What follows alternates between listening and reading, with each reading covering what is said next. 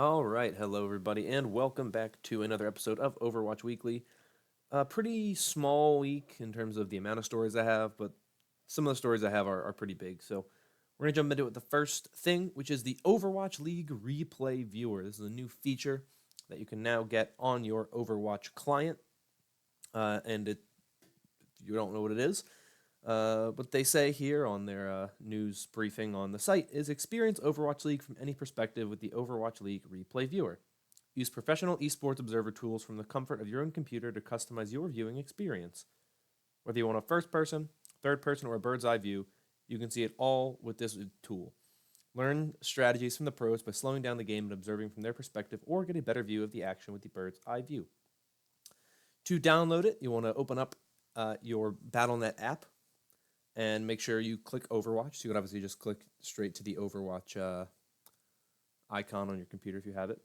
In the region/account dropdown, select Professional Viewer, click Install, and once installed, click Play. You must have an Overwatch game license to run the Overwatch League Replay Viewer, in case you're wondering. I don't believe it's actually called that now. I don't think it's called the Professional Viewer, but I will tell you how to do it right here, right now. I've already done it. You open up your Overwatch client, or you open up your Overwatch Blizzard BattleNet client. You don't open up the BattleNet client necessarily. In the region thing, you want to go to the replay viewer, and under replay viewer is the Overwatch League Stage 3, and that's what you want to open up. So the press release is a little different than from what it originally was, but you can see every game from the current stage. So you can't go back to the previous stages. I don't know if they will change that at any point, but we'll find out. If you want to go here, of course, you can see the keyboard shortcuts. I'm not going to rattle these off, but if you're in the viewer, you might want to pull up the news briefing on the site, just because it shows you your controls, how to switch from player to player, how to increase and decrease playback speed, moving the camera around and up and down, and all that other stuff. And then what they say here is, observe like a pro. Here's a few tips to help you level up your viewing experience. If you want to learn how a specific player uses a hero, make sure to spectate both them and the enemy they're attacking. This will help you understand the difference in their play styles. Using the map overlay to watch a match will help you understand how team fights unfold. The icons for each hero provide status indicators so you can see exactly what is happening to that player. For the best view when using the map overlay, position your camera high in the sky and look straight down at the ground. This allows you to see an overhead map using the tool. Setting up static cameras in specific locations can help you view fights from multiple perspectives and better understand team rotations. Remember to bookmark your locations each new match. And if you're creating highlight footage for videos, don't overuse slow motion. For the most dramatic effects, slow down the most impactful moments of a play or a team fight. So what you can see in the background is me messing around with the tool. The gameplay might be a little laggy, and I'm sorry about that. It it was fine on my end when I was doing it, but I think the recording may have been a little laggy, so that's I'm sorry about that. But it's a really cool tool if you want to watch games in a different perspective. There's no casting; it's just the game itself. You can watch the game itself. If there's something you really, that stuck out to you, a play that you saw that you're like, that's a really cool play, I want to talk about it, or I want to see it closer, you can always do that. This is the kind of tool that I want to try to use this tool a little bit more, learn how to use it a little bit better, understand what's going on, and maybe make some videos on what I see, if I'm talking about, how this team won or how this um, team composition works on this point, or how it can help you, or what does this player's play style show, stuff like that. I kind of want to do videos like that potentially in the future, but we'll see. I gotta find a good match that I think really makes me want to do that. The next story is once again an Overwatch League related story. This one is the third kit jerseys. 15 of the 20 teams have a third kit, which is a new jersey collection. You can purchase them, but also they're just, you'll see them every so often on the stage. But like I said, it's 15 of the 20 teams. The Toronto Defiant, the Paris Eternal, the New York Excelsior, the Dallas Fuel, the Philadelphia Fusion, the LA Gladiators, the Washington Justice, Florida Mayhem, Houston Outlaws, Atlanta Reign, San Francisco Shock, Hangzhou Spark, London Spitfire, Boston Uprising, and Los Angeles Valiant. All of those teams have a third kit. I will link in the description to an article on the Overwatch League website that shows the inspirations behind each one and also a picture of each jersey so you can check them out for yourself and have opinions on your favorites. I really like my favorites. I would probably say I'm a big fan of the Florida Mayhem and Hangzhou Spark ones. I also think the LA Gladiators one is really nice. The LA Valiant one is really nice, and I love the New York Excelsior one. I like what they did with theirs. San Francisco Shock one is nice as well. Those are kind of the ones that I think look the best. But they're all pretty nice in their own way. And if you want to check those out, like I said, link is in the description. They're pretty cool. Next is another Overwatch League related story, but this one comes from the Esports Observer. And the article is, the Overwatch League Twitch viewership continues to slide as Stage 3 starts. Yup, Overwatch League is not as popular as it was at the start of the season. It's not as popular as it was at the start of the first season. Now, that's not that surprising. It's not that surprising that the Overwatch League, when it first started, was incredibly popular, and now, it's not quite as popular. That's esports. Esports is a very, very cruel world, and new games come out. People care about Overwatch until Fortnite comes out, until Apex Legends comes out, and they want to watch that. It's not that weird, but obviously it's not going to be the best thing if you can't get people to come to your games and your matches because your team's not doing very well and they don't feel like going to do that. This article says viewership for the Overwatch League took a dip this past week as the league returned to action for Stage 3 after taking an elongated mid-season break. Last season, OWL saw a consistent decline in viewership each stage leading to Stage 3, and Week 1 of the stage this year has produced the same results paired with a year-over-year decline in average viewership as well. The total of 16 games played, 4 more than the 12 played during the first week of Stage 3 last year. The league pulled 3.2 million hours watched for live coverage on the main OWL Twitch channel, combined with other top alternate language broadcasts, up slightly from 3.16 million hours watched last year. So, in 4 more games, they barely passed the amount of hours watched last year. Not the best thing there, but it is what it is. The boost in hours watched came with a significant decrease in average viewership, though. Saturday produced the highest average viewership for live coverage with 95,000 concurrent viewers across the main Overwatch League channel, combined with French, Korean, Portuguese, and Russian language broadcasts. That figure is now from last year when each day of live action averaged at least 112,000 channel combined viewers, and Friday's broadcast drew an average of 133,000 channel combined viewers across the English, French, and Korean broadcasts alone.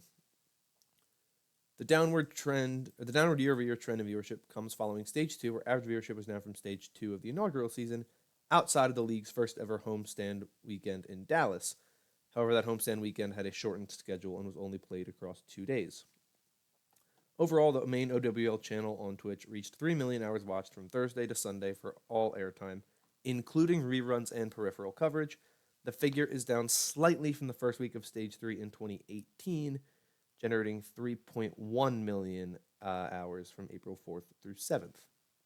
The decline in overall hours watched was matched with a dip in average overall viewership on the main OWL channel as well. This year's average channel combined viewers of 46,000 for all coverage, including reruns, was down from 60,000 last year.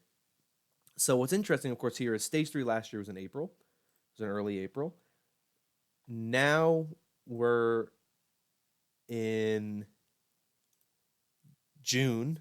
You put Stage 3 in the summer, hoping like maybe if you have more of the season in the summer, you'll get more viewership. And it's not really working.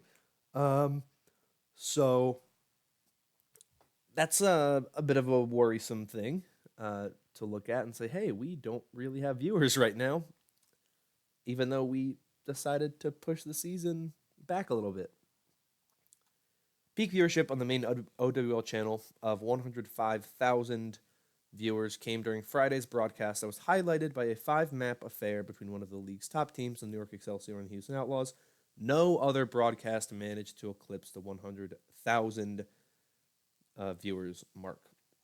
So this is a little bit worrisome, obviously, for a league that has been trying to expand and build and grow and grow and grow, and people aren't really going to matches. At least they're not really watching the matches online. So it's a little worrisome to look at this and say, "Hey, we don't really have people watching our stuff. So how can we plan on expanding when there's no real way to it's a very big problem, and you kind of see it. It's interesting to look at. I think, and I'm not gonna lie, I think a big problem with this is got to be the meta. I think a lot of people last season really liked seeing players like Carpe and Pine go off on that Widowmaker or go off on a DPS hero. There's a lot more excitement and flashiness when DPS heroes are being played, and that's not happening right now. Every so often, of course, you'll get a DPS hero that's played, but the teams that run DPS heroes the most aren't your really top elite teams. I mean, you have the Shanghai Dragons, who are a very good team, and they run DPS, but Chengdu Hunters run a lot of DPS, and they're not even running a lot of DPS anymore. They just started really kind of trying to move towards running less DPS, which was weird. So you have Chengdu, who aren't that great. You have other teams that have been trying to do weird stuff with DPS every so often, but your top 3 teams, San Francisco, New York, Vancouver, they haven't been running it. The Gladiators every so often run like a bunker comp with a Bastion and maybe some other weird stuff there, but they don't really run a ton of DPS. The London Spitfire aren't running a ton of DPS. None of the teams are running a ton of DPS that are high in the standings. So people aren't coming to watch as much. And it's part of the thing, I think, where you saw this rumor that the Overwatch League was discussing doing an artificial 2-2-2 lock for Stage 3 of the Overwatch League. And I think ultimately the reason why they didn't is because the game wouldn't be balanced. The game, as it is right now, is not balanced for 2-2-2. It's balanced for any hero at any point in time. In order for them to implement 2-2-2, they would have to add a 2-2-2 lock, and they'd have to balance the game around it being a 2-2-2 lock, which at the moment it just is not. So it's the problem with this whole situation, and it's why I think that viewership is going to be a problem because people are just bored watching GOATs. Now, I really like GOATs.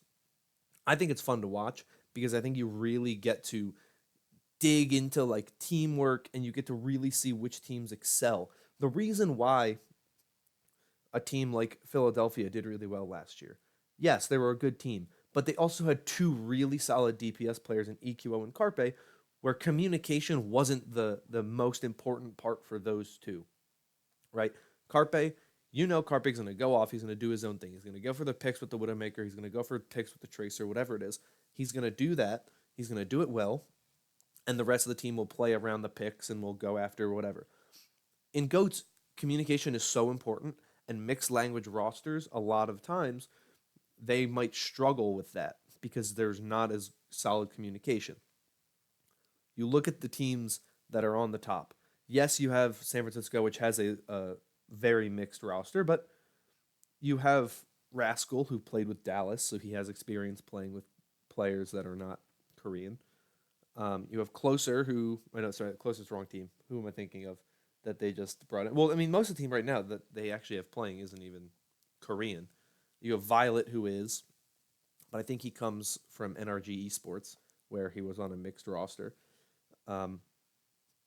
Choi Hyobin was on San Francisco Shock last year, so he has experience playing with a mixed roster. So you see some of these teams at the top, but then New York Excelsior or Vancouver Titans, they're not a mixed roster. They're a purely Korean roster.